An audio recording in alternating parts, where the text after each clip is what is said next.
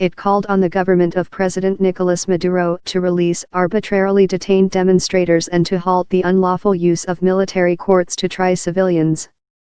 Credible and consistent accounts of victims and witnesses indicate that security forces systematically used excessive force to deter demonstrations, crush dissent, and instill fear, it said in a report following initial findings issued on August 8. Security forces have used tear gas canisters, motorcycles, water cannons, and live ammunition to disperse the protesters, it said.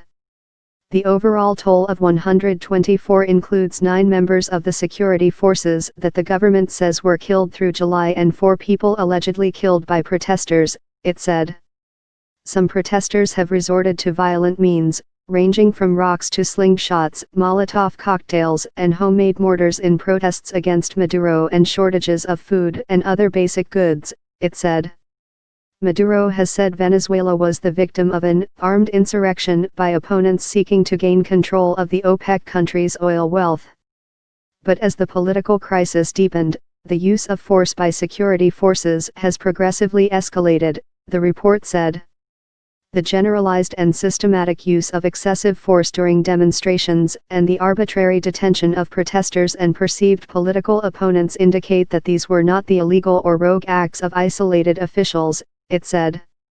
UN High Commissioner for Human Rights Zaid Ra'ad al-Hussein warned in a statement that amid the economic and social crises and rising political tensions, there was a grave risk the situation in Venezuela will deteriorate further.